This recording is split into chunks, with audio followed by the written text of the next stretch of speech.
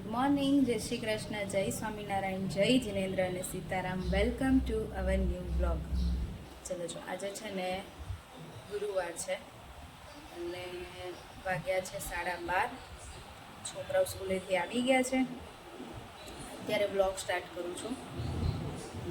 સવારમાં છે ને આજે એક બેડ ન્યૂઝ આવ્યા. મારા માસાનું દેહાંત થઈ ગયું છે. તો ભગવાન એમની આત્માને શાંતિ આપે એવી પ્રાર્થના. અને એ બીમાર હતા ઘણા ટાઈમથી. અને જો અહીંયા છે ને અમારા છોકરાઓ માટે આજે હું પાસ્તા બનાવું છું, કેમકે એ લોકોને પાસ્તા ખાવા છે આજે. એટલે મેં બોઇલ કરવા મૂકી દીધા છે. મીઠું અને 1 ચમચી તેલ નાખ્યું છે.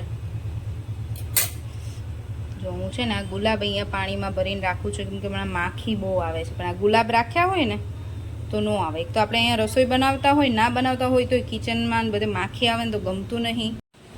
વરસાદ આવે ને ત્યારે માખી ગાયબ થઈ જાય, બાકીના ટાઈમમાં છે ને માખી બહુ આવી જાય છે. તમે ફિનાઇલવાળું પોતું મારો ફિનાઇલ નાખું ને પ્લેટફોર્મ પર, એમ તો થોડી વાર બધું સારું રહે તો ના આવે. પણ પછી પાછું આપણે રસોઈ બનાવવાનું સ્ટાર્ટ કરીએ ને એટલે આવી જાય. એટલે છે ને હમણાં તો અમે રોજ આવું જ કરીએ છીએ. પાણીમાં ગુલાબ મૂકીએ ને તો એની સ્મેલ આવે ને એટલે માખી જતી રહે. ડાઇનિંગ ટેબલ ઉપર, આગળ હોલમાં સેન્ટર ટેબલ ઉપર બધે રાખીએ છીએ, એટલે ગુલાબની સ્મેલથી છે ને માખી નથી આવતી. જો અમારા પાસ્તા છે ને રેડી છે, ચીઝ પાસ્તા, કે એ લોકોને પછી ચીઝ નાખવું હતું. ચલો હવે આપી દો ગરમ ગરમ, ખાઈ લે. જો મારું બધું છે ને ક્લીનઅપ થઈ ગયું છે. પણ મેં આજે છે ને મલાઈ અમે રોજ ભેગી કરીએ ને, તો મલાઈમાંથી આજે ઘી બનાવવાનું છે. એટલે મેં કાલ રાત્રે મલાઈ ફ્રીઝરમાંથી કાઢી નાખી હતી અને હવે આમાંથી માખણ કાઢવાનું છે.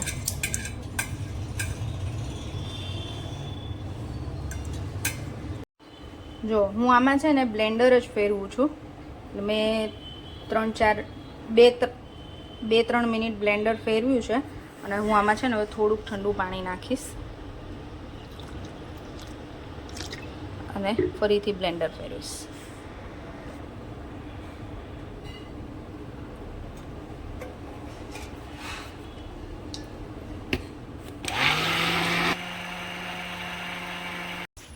જો પહેલાં મેં છે ને એમના મને બ્લેન્ડર ફેરવ્યું હતું 3-4 મિનિટ. પછી મેં છે ને ઠંડુ પાણી નાખીને બ્લેન્ડર ફેરવ્યું.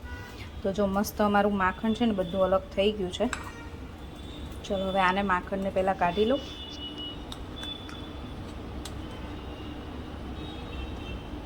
છે ને માખણ બધું અલગ થઈ ગયું છે. હજી આને હું 2-3 પાણીએ ઠંડા પાણીએ ધોઈ નાખીશ અને પછી આપણે આને ગરમ મૂકીશું.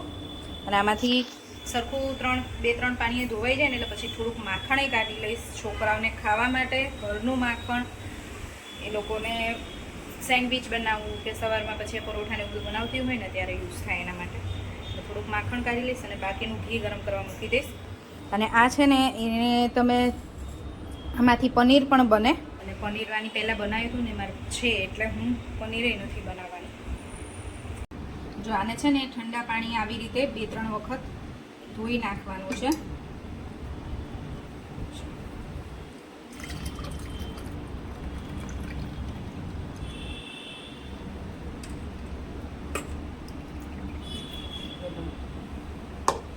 જો આપણું માખણ છે ને તૈયાર છે. હવે આને ઘી બનાવવા માટે મૂકી દઉં છું. જો અહીંયા છે ને ધીમા ગેસે મૂકી દીધું છે ઘી બનવા માટે. ધીમા ગેસે બનવા દેવાનું. અને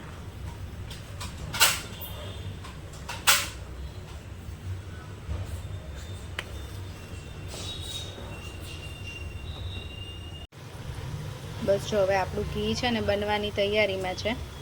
હવે થોડી વાર ગેસ ધીમો રાખીશ ને એટલે આ કીટું નીચે બેસી જશે અને ઘી આપણે ગાળી લેવાનું છે. જો ઘી આપણું બની ગયું છે, કીટું બધું નીચે બેસી ગયું છે, એટલે હવે આપણે એને ગાળી લઈએ. જો ઘણું ઘી બની ગયું છે. આ મારે અડધી બરણી ભરાઈ ગઈ છે. છે ને મસ્ત બન્યું છે ઘી. આટલું કીટું નીકળ્યું છે એમાંથી. ચલો જો વાગ્યા છે આજે સાંજના 5:30 અને રાહી અને શ્લોક છે ને હોમવર્ક કરતા હતા. જે અત્યારે જ હોમવર્ક પતાવી નીચે ગયા છે રમવા માટે થોડી વાર. અને હું ચોળી વીણતી હતી. ચોળીનું શાક ભાવે બહુ, પણ વીણતા છે ને બહુ જ વાર લાગે, કલાક જતી રહે. એટલે ચોળી વીણી અને છોકરાઓને હોમવર્ક કરાવ્યું જોડે જોડે.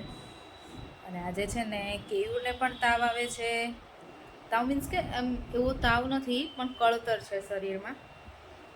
અને મને માથું દુખતું હતું સવારનું. એટલે બપોરે છોકરાઓ માટે પાસ્તા બનાવ્યા હતા. મેં તો નહોતું, બપોરે હું જમી જ નથી.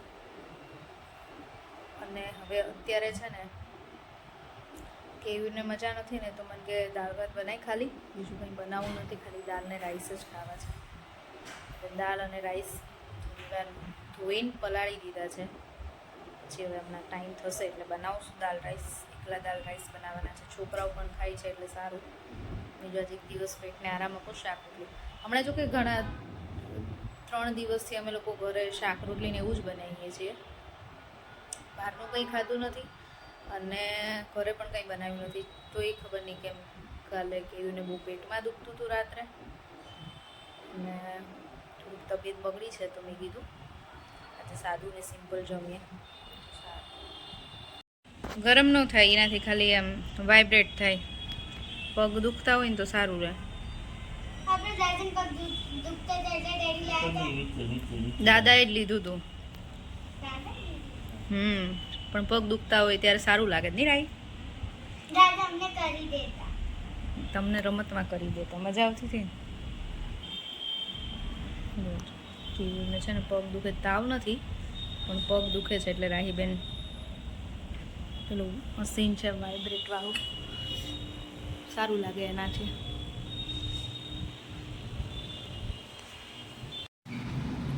જો અમારું સિમ્પલ ડિનર: દાળ ભાત, પાપડ, છાશ અને વેફર. અને બીજું શ્લોક અને રાહી ડિનરમાં અમારી સાથે. એવું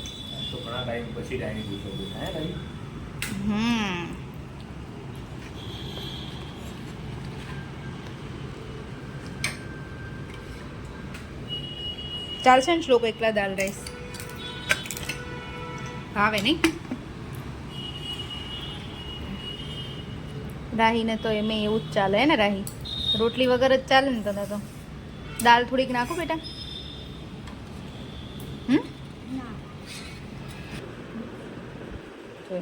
11 વાગ્યા છે અને અમે લોકો સુવા આવી ગયા છે રૂમમાં.